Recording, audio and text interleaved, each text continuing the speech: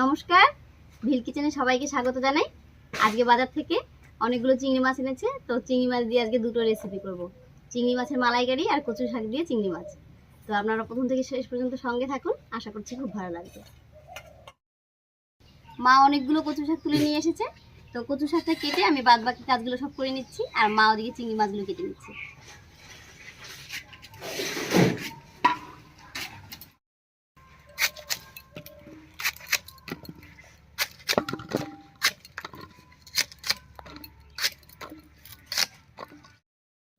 চিংড়ি মাছটা বেশ টাটকা না?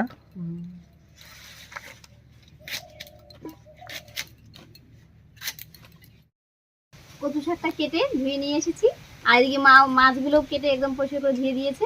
এবারে উনুন জ্বালিয়ে কচু শাকটা সিদ্ধ করে নেব।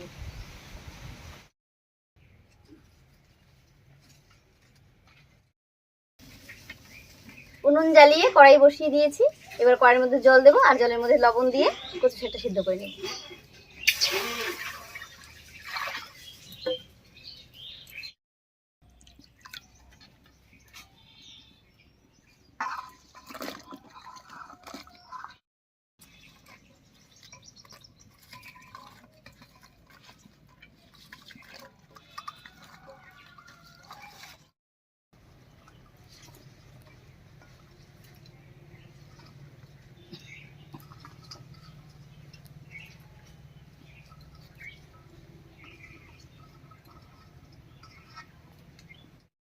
অনেকগুলো শাক হয়ে গেছে, এখন নাড়ানো যাচ্ছে না, তো এই অবস্থাতেই ঢাকা দিয়ে সেদ্ধ করে নিচ্ছি। পরে একটু কমুক, তারপর নাড়িয়ে দেবো। কচু শাকটা সিদ্ধ হতে থাক, এই ফাঁকে আমি মশলাগুলো করে নিচ্ছি।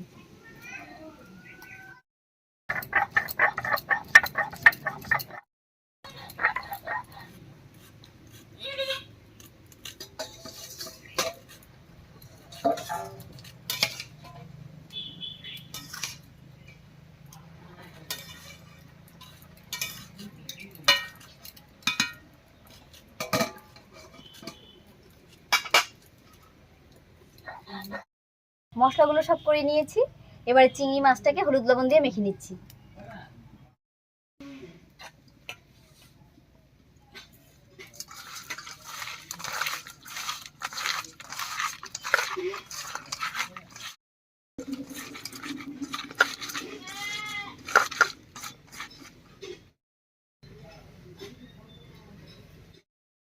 দশ মিনিট মতো ঢাকা দিয়ে কচু শাকটা সেদ্ধ করে নিয়েছি, এতক্ষণে সেদ্ধ হয়ে গেছে। এবারে ঢাকাটা খুলে জলটা ছেঁকে নিচ্ছি।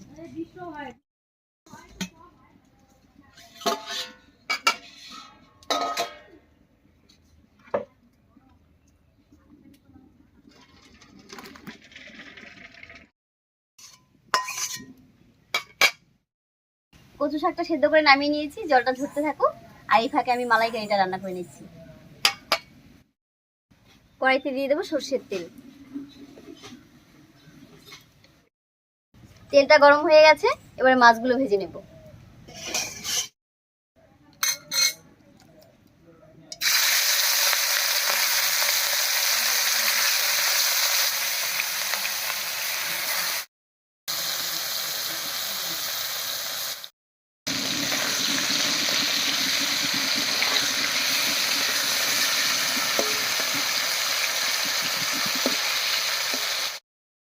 চিংড়ি মাছগুলো হালকা করে ভেজে নিয়েছি, এবার নামিয়ে নিচ্ছি।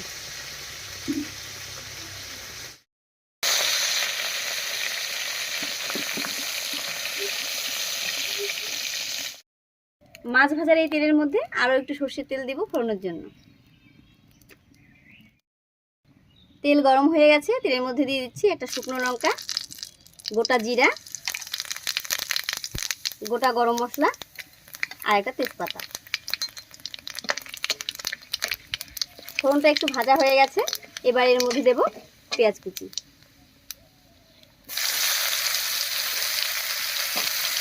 এখানে আমি দুটো বড় সাইজের পেঁয়াজ কুচি করে নিয়েছি।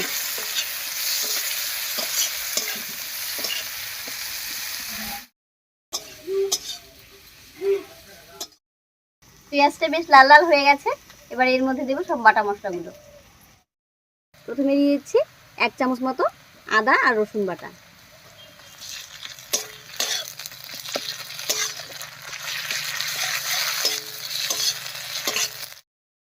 আদা রসুনের কাঁচা গন্ধ চলে গেছে। এবার এর মধ্যে দেব 1 চামচ মতো শুকনো লঙ্কা বাটা আর 1 চামচ মতো জিরা বাটা।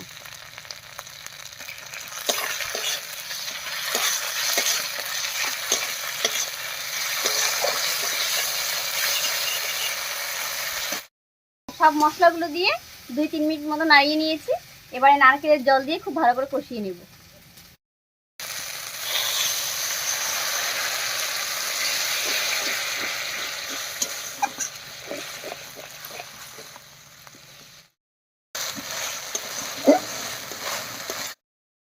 মশলাটা খুব ভালো করে কষিয়ে তেল ছেড়ে দিয়েছে। এবার এর মধ্যে দেবো স্বাদ মতো লবণ আর একটুখানি হলুদ।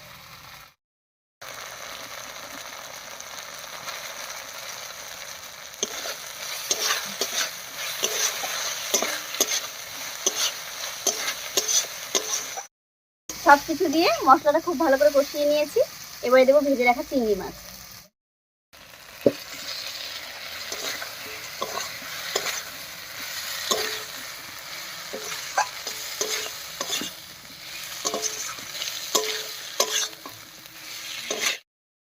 মশলার সঙ্গে চিংড়ি মাছটা খুব ভালো করে কষে গেছে। এবার এর মধ্যে দেবো নারকেলের দুধ।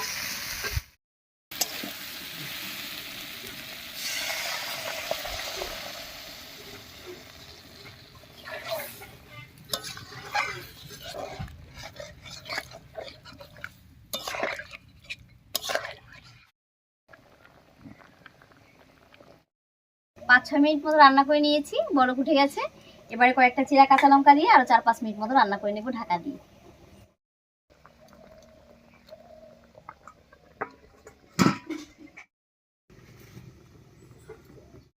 চিংড়ি মাছটা মোটামুটি রেডি হয়েই গেছে। এবারে ঢাকাটা তুলে নিচ্ছি।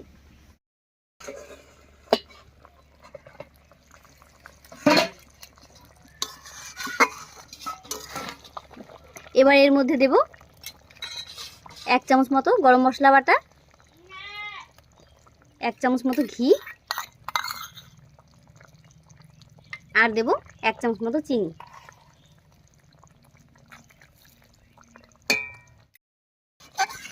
এবারে আরো 1 মিনিট মতো রান্না করে নামিয়ে নিচ্ছি।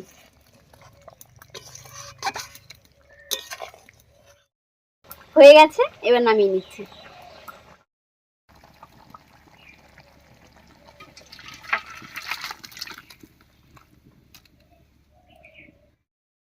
মালাইকারিটা হয়ে গেল। এবারে কচু শাকটা রান্না করব।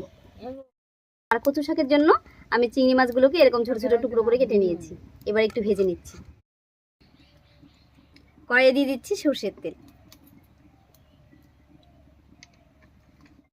তেল গরম হয়ে গেছে। এবারে চিংড়ি মাছটা দিয়ে দিচ্ছি।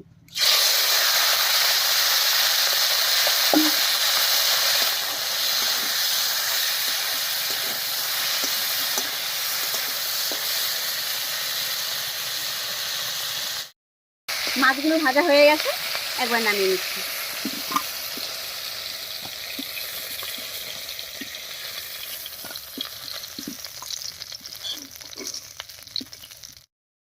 এবারে এই তেলের মধ্যেই ফোড়ন দেব। আর ফোড়ন দেব রাঁধুনিটা আমি একটু হাত দিয়ে ঘষে দিচ্ছি। এর উপরে দেব থেতো করা রসুন, দেব কাঁচা লঙ্কা।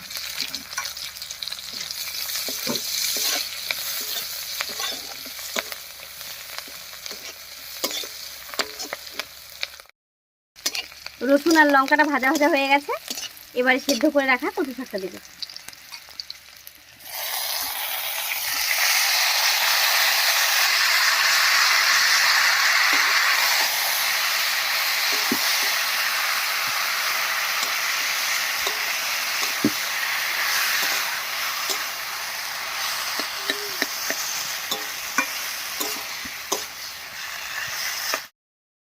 ফোড়নের উপরে কচু শাকটা দিয়ে একটু নাড়িয়ে নিয়েছি। এবার দেবো সামান্য একটু হলুদ আর স্বাদ মতো লবণ।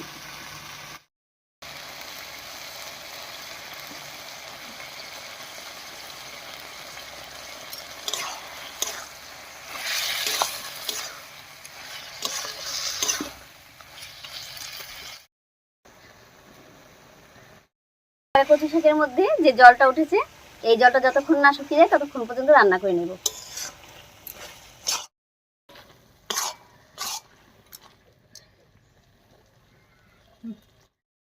কচু শাকের জলটা প্রায় শুকিয়ে গেছে, এবার এর মধ্যে ভেজে রাখা চিংড়ি মাছগুলো দেবো।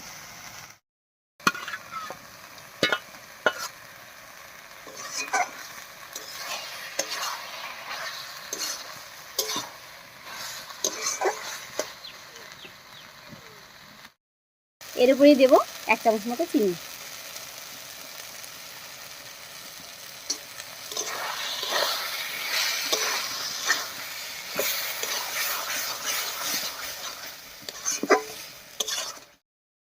কচু শাকটা রান্না হয়ে গেছে, এবারে নামিয়ে দিচ্ছি।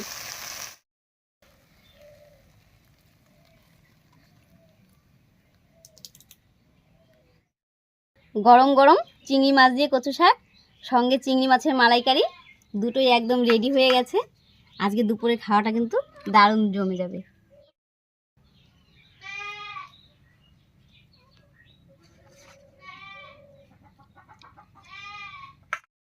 তো আজকের রেসিপি দুটো আপনাদের কাছে কেমন লেগেছে অবশ্যই কমেন্টে জানাবেন। যদি ভালো লাগে একটা লাইক করে দেবেন এবং চ্যানেলটিকে সাবস্ক্রাইব করে এভাবেই আমাদের পাশে থাকবেন। আজ এই পর্যন্তই, আবার কাল দেখা হচ্ছে নতুন কোনো রেসিপি নিয়ে।